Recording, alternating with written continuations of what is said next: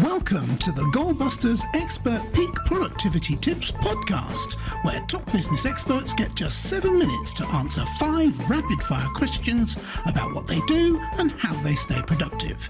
Each episode is packed with actionable insights to help boost your efficiency and achieve your goals. Let's dive in and unlock the secrets to peak performance. Well, hello everyone. My name is Robin J. Emden, and I am the creator and author of the Get Resultsology system and a dedicated accountability coach. My mission is to empower solopreneurs to unlock their true potential, boost their income, and achieve extraordinary success by maximizing productivity, streamlining their businesses, and aligning their goals with their authentic vision and purpose. If you're ready to turn ambition into action and transform your goals into reality, you're in exactly the right place. My guest expert today, I'm delighted to say, is Shulamit Levtov. Shulamit is a culture change catalyst speaking and educating at the intersection of mental health and entrepreneurship. She's the entrepreneur's therapist, working with women business owners to preserve their peace of mind as they ride the emotional roller coaster of running a business. Shula has been an entrepreneur for over 30 years and has more than 24 years of professional experience applying therapeutic coaching and somatic tools to women's mental health and personal growth. She speaks and teaches about the intersection of mental health, trauma, financial psychology, and entrepreneurship locally, nationally, and internationally. As an award-winning entrepreneur, master's level, licensed trauma therapist and trauma survivor with certifications in the trauma of money, financial social work, non-violent communication and yoga, Shula brings a unique perspective and approach to supporting women in business. Shula, welcome to Goalbusters. Hey, Robin. Hey, it's great to see you. Whereabouts are you in the world? I'm near Canada's capital city, Ottawa. Oh, I live about an hour and a half outside of the city. I live on 13 acres of land with a Belgian mare, a donkey, a border collie, a bunch of cats. Oh, wow. 13 acres of land. That's about the size of an English city. That is. That's wonderful. Oh, thank you. That sounds really idyllic. And I'm very, very pleased to meet you, Shula. Thank you so much for coming on today. Shall we do the questions? Shall we crack on? Sure. All right. So I'll get the clock going. And there it goes. Shula, let's talk about what you do. Who is your ideal client, please? I teach to any entrepreneurs who want to learn about mental health and entrepreneurship and how to mitigate the impact of entrepreneurship on your mental and emotional well-being. And I support specifically women business owners one-to-one, as you said, because it's an emotional roller coaster running a business, and your business success shouldn't cost you your mental health. So I support folks in keeping on an even keel as they handle the stresses of running a business. Yeah, and more so than ever, it feels like that today, doesn't it? Yes, very much so. Absolutely. Okay, so we've touched on it. You've touched on it, but let's delve a little bit deeper into the problem or problems that you solve, please. Sure. Well, there's a researcher in the US, his name is Dr. Michael A. Freeman, and he has done a lot of research into entrepreneurship and mental health. And we entrepreneurs have a double-barreled challenge when it comes to mental health, because entrepreneurs, most in the majority, come from a pool of people in the general population who have already mental health challenges. And so that's what we bring to the party. We come in with our baggage, but then it's what the party brings to us, the stressors of running a business, of being the only one who's responsible for everything, and also who maybe has employees, you have clients, you have contractors, the emotional labor of being a leader. These all, and then of course the financial stresses. This also has an impact on our mental health. And in order to have a successful business, we have to be able to navigate this successfully. When we are well, our businesses are well. Absolutely. While you're talking there, I was reminded it often feels like you're just on a roller coaster every single day. And not everybody likes being on a roller coaster. Some Yeah, people but do. except the whiplash is a little painful. Oh, yeah, exactly. Okay, so Yeah, moving on, and because that was excellent, thank you so much. What is one valuable free action that our audience could implement that will help them to solve these kinds of problems? sure.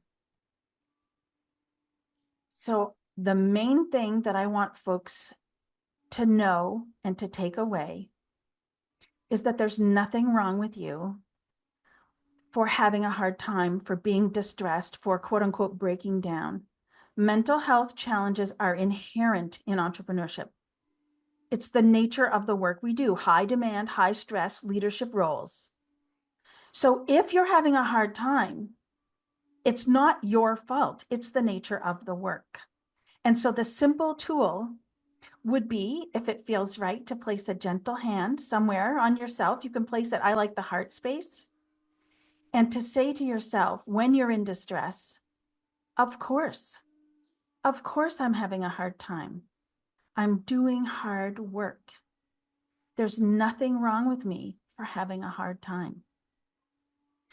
And once you can reassure yourself and connect with yourself in this way, it kind of clears your mind so that then you can focus on the task at hand. You can access your creative problem solving, your decision-making capacity, your creativity, your brilliance, right? When you're emotionally disturbed, you can't, like when your emotions are high, it's really hard to access that. But when you can say, right, of course, there's nothing wrong with me, then you can regain your capacity. So that's the tool. There's nothing wrong with you. Yeah, and that is incredibly powerful. Thank you so much for that. I talk about it in my book about the difference between your two brain sets, your reward Yes. modality and your threat modality, and that's the limbic system.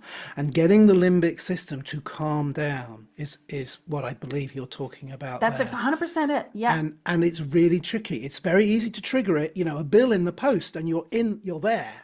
Yeah. You then try working through, oh my God, how am I going to pay this? Oh my God, oh my God, oh my God, Yeah.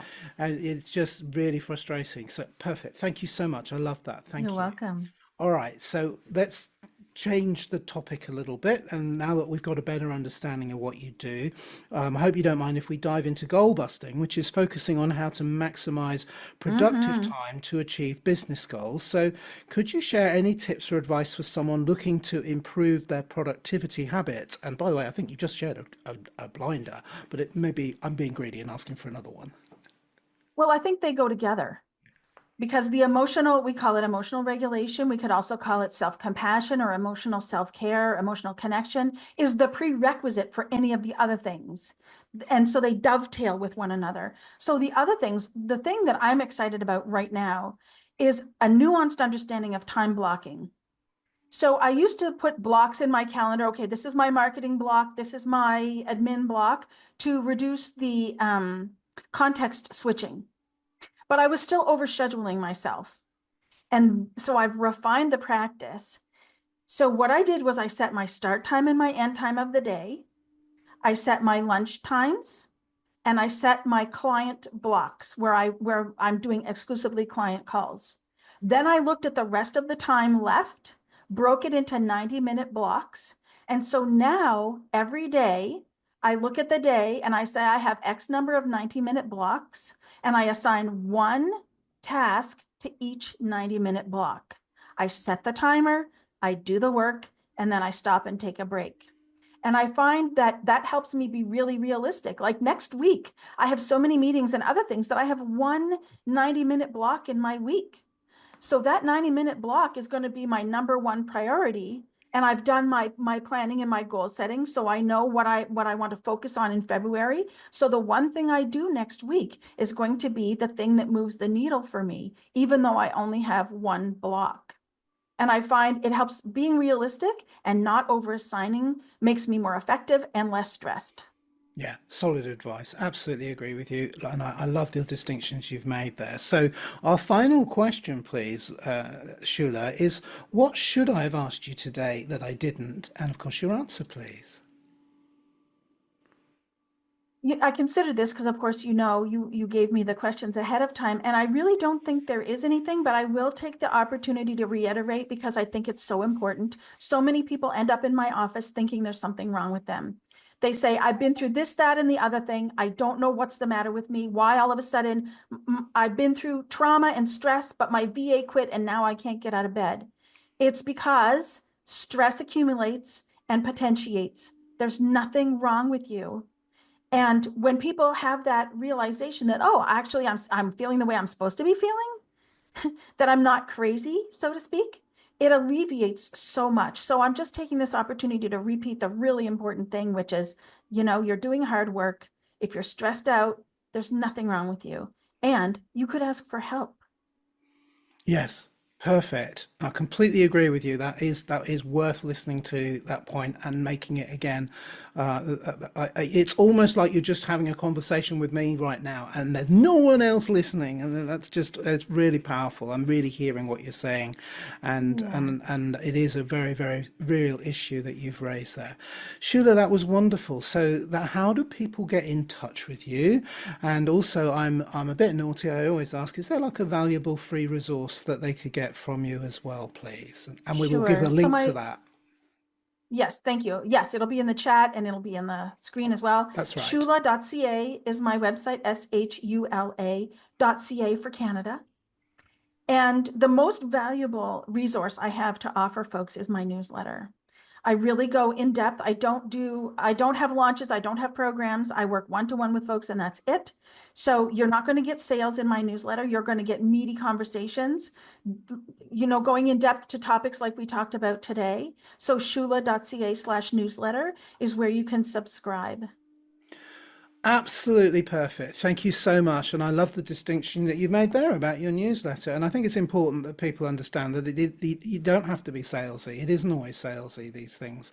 It's about delivering value and meaning. And then if they want something from you, they'll find out in their own way, whether they do or they don't. But in the meantime, you're offering great value. So I love that. Thank you so much. Thank you. Shula, thank you. I think I could have sat and talked to you for an hour and a half quite happily. In fact, I think it feels like I did.